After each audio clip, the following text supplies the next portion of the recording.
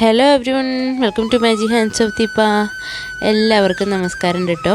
അപ്പോൾ ഇന്നത്തെ നമ്മുടെ റെസിപ്പി എന്താണെന്ന് നോക്കാം. നമുക്ക് വീഡിയോയിലോട്ട് പോകാം കേട്ടോ.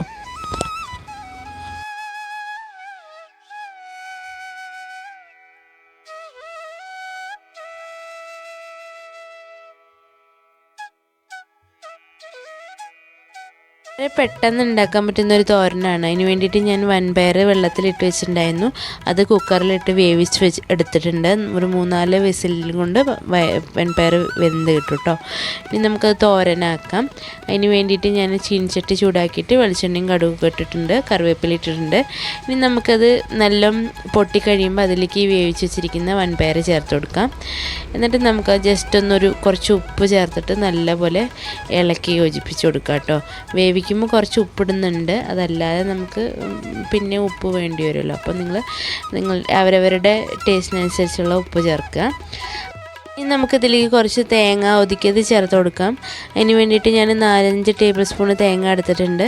അതിലേക്ക് കുറച്ച് മഞ്ഞൾപ്പൊടിയും 2 അല്ലി വെളുത്തുള്ളിയും 2-3 കാന്താരി മുളകും കൂടി ഇട്ടിട്ട് നല്ലപോലെ ഒതുക്കിയെടുക്കുക. എന്നിട്ട് നമുക്ക് ഇതിലേക്ക് ഇട്ടിട്ട് ഒന്ന് വേവിച്ചെടുക്കാം കേട്ടോ. വളരെ സിമ്പിളായിട്ട് ഉണ്ടാക്കാൻ പറ്റുന്നൊരു തോരനാട്ടോ അത്.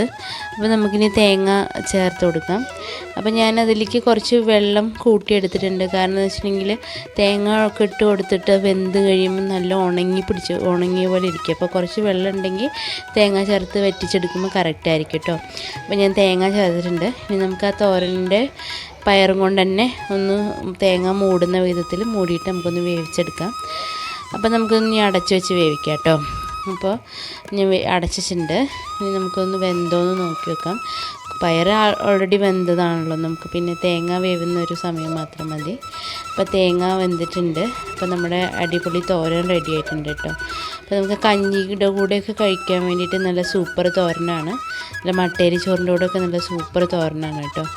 അപ്പോൾ നമ്മുടെ തോരൻ റെഡി ആയിട്ടുണ്ട്. അപ്പം എല്ലാവരും ഉണ്ടാക്കുന്ന രീതിയൊക്കെ ഒരേപോലെ തന്നെ ആയിരിക്കും, പക്ഷേ വ്യത്യസ്തമായിട്ടുള്ള അടുക്കളയിലാവുമ്പോൾ വ്യത്യസ്തമായിട്ടുള്ള ടേസ്റ്റായിരിക്കും ഉണ്ടാവുക. എൻ്റെ അടുക്കളയത്തെ പാചകം എങ്ങനെയാണ്, അതെങ്ങനെയുണ്ടെന്ന് നിങ്ങളൊന്ന് ഉണ്ടാക്കി നോക്കി നോക്കൂ കേട്ടോ. അപ്പോൾ ഇന്നത്തെ വീഡിയോയിലേക്ക് ഇത്ര തന്നെയുള്ളൂ. നമുക്ക് അടുത്ത വീഡിയോയിൽ കാണാം. Thank you for watching.